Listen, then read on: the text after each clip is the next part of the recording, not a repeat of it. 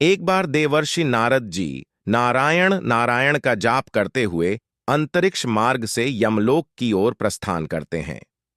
यमलोक में यमराज अपने विशाल सिंहासन पर विराजमान होते हैं और उनके पास चित्रगुप्त बैठे होते हैं, जो तीनों लोकों के प्राणियों के कर्मों का लेखा जोखा रखने वाले हैं। नारद जी को यमलोक में आता देख यमराज अपने स्थान से उठकर देवर्षि नारद का स्वागत करते हैं और कहते हैं, हे देवर्षि, आपके आगमन से यमपुरी धन्य हो गई है। आपका यहां आना निश्चित रूप से किसी महत्वपूर्ण कारण से हुआ होगा। कृपया हमें बताएं कि आपके इस आगमन का प्रयोजन क्या है। नारद जी हंसते हुए कहते हैं, हे यमराज, आपको मेरा प्रणाम। आज मैं एक महत्वपूर्ण प्रश्न लेकर आपके पास आया हूं। आप मृत्यु और न्याय के देवता हैं।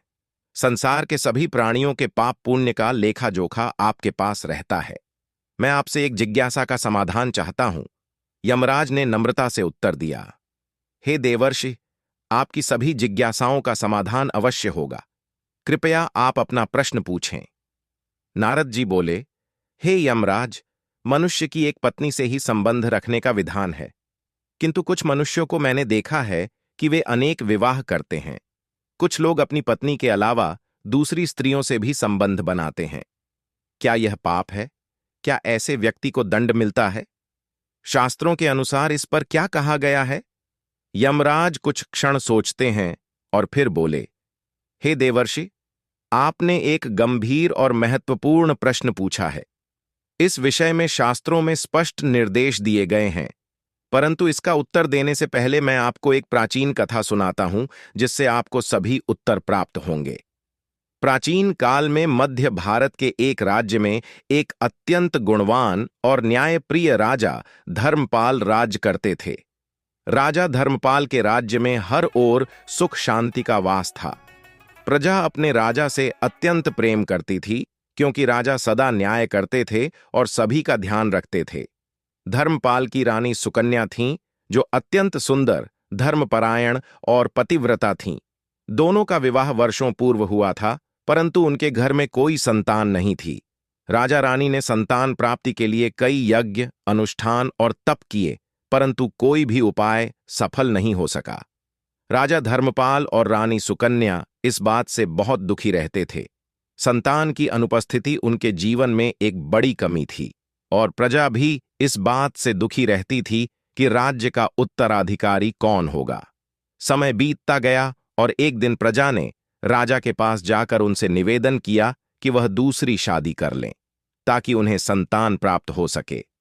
पहले तो राजा ने इस विचार को ठुकरा दिया, क्योंकि वह अपनी रानी से अत्यधिक प्रेम करते थे और दूसरी शादी करना उनके आदर्शों के विरुद्ध था। राजा धर्मपाल एक आदर्श पति थे और शास्त्रों का पालन करते थे। उनके मन में यह प्रश्न भी उठता कि क्या दूसरी शादी करना शास्त्रों के विरुद्ध नहीं है? क्या वह पाप के भागीदार बनेंगे? रानी सुकन्या ने भी अपनी प्रजा के दुख को देखा और वह भी इस निर्णय से सहमत हो गईं कि राजा को दूसरी शादी करनी चाहिए। एक दिन रानी ने खुद ही राजा से यह बात की और कहा, स्वामी, मैं जानती हूं कि आप मुझसे अत्यधिक प्रेम करते हैं, परंतु राज्य और प्रजा के भविष्य के लिए आपको दूसरी शादी करनी चाहिए। राजा ने रानी की बात सुनी, परंतु उनका मन अब भी विचलित था। उन्होंने कहा, देवी, मैं तुम्हारे बिना दूसरी स्त्री के साथ कैसे रह सकता हूं? यह मेरे लिए असंभव है। और क्या यह पाप नहीं होगा? राजा धर्मपाल के पूर्वज स्वर्गलोक से यह सब देख रहे थे और उन्हें चिंता होने लगी कि यदि राजा के वंश में कोई संतान नहीं हुई तो उनका कुल समाप्त हो जाएगा। उन्होंने स्वर्गलोक से आकर राजा के सपने में दर्शन दिए। पितर बोले, हे धर्मपाल, तुम्हारे वंश का अंत निकट है। यदि तुमने शीघ्र ही कोई संतान प्राप्त नहीं की तो हमारा वंश नष्ट हो जाएगा और हमें भी इसका दंड मिलेगा। पुत्र के बिना वंश की रक्षा नहीं हो सकती।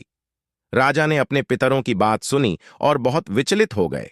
उन्होंने कहा, हे पूज्य पितर, मैं दूसरा विवाह करके कैसे पाप कर सकता हूं? क्या मेरे इस कार्य से आप सभी संतुष्ट होंगे? पितरों ने कहा, हे पुत्र, यह पाप नहीं होगा, यदि तुम्हारा उद्देश्य धर्म और वंश रक्षा के लिए हो। तुम्हारे वंश को बचाना एक महान कर्तव्य है। शास्त्रों में संतान प्राप्ति के लिए दूसरा विवाह करने का विधान है जब संतान उत्पन्न करने की प्राथमिक आवश्यकता हो। फिर एक दिन यमराज स्वयं एक साधु का रूप धारण करके राजा के दरबार में आए। साधु के रूप में यमराज ने राजा से कहा, हे राजन, पुत्र प्राप्ति के लिए तुम संकोच मत करो। दूसरा विवाह करना धर्म संगत है यदि उसका उद्देश्य वंश की रक्षा और प्रजा का कल्याण हो। तुम एक श्रेष्ठ राजा हो और तुम्हारी संतानों से यह राज्य फलता फूलता रहेगा। राजा ने साधु की बातों को सुना और अंततः उन्होंने दूसरा विवाह करने का निर्णय लिया। राजा ने दूसरी शादी की और कुछ समय बाद उनके घर में एक सुंदर पुत्र का जन्म हुआ। इस संतान के जन्म से न केवल राजा और रानी बल्कि पूरा राज्य खुशियों से भर गया। उनके पितरों की आत्मा को भी शांति मिली और उनके वंश की रक्षा हो सकी। यमराज ने नारद जी को यह कथा सुनाते हुए कहा, हे देवर्षि, शास्त्रों में ऐसा कहा गया है कि यदि संतान प्राप्ति और वंश की रक्षा के लिए हो तो दूसरा विवाह करना पाप नहीं है, परंतु बिना किसी उचित कारण के यदि कोई व्यक्ति अपनी पत्नी के अलावा दूसरी स्त्री से संबंध रखता है तो वह घोर पाप करता है और उसे नरक में दंड भोगना पड़ता है। अतः पुरुष को एक पत्नी के प्रति ही निष्ठावान रहना चाहिए और धर्म के मार्ग का पालन करना चाहिए। नारद जी ने यमराज की बातों को ध्यानपूर्वक सुना और कहा, हे धर्मराज, आपकी कथा ने मेरी शंका को पूरी तरह से दूर कर दिया है। मैं संसार में जाकर इस सत्य को सभी को बताऊंगा। इसके बाद नारद जी यमलोक से विदा लेकर अपने मार्ग पर आगे बढ़ गए। तो मित्रों, आप सभी को धर्मराज की यह कथा कैसी लगी? अगर मित्रों आप सभी को यह कथा अच्छी लगी हो तो वीडियो को लाइक करें और चैनल को सब्सक्राइब करें और कमेंट बॉक्स में जाकर हर हर महादेव, जय श्री कृष्णा जरूर कमेंट करें, क्योंकि मित्रों कमेंट करने के बाद देवों के देव महादेव की कृपा आप पर बनी रहेगी। तो दोस्तों मिलते हैं किसी और पौराणिक कथा के साथ। वीडियो को यहां तक देखने के लिए धन्यवाद।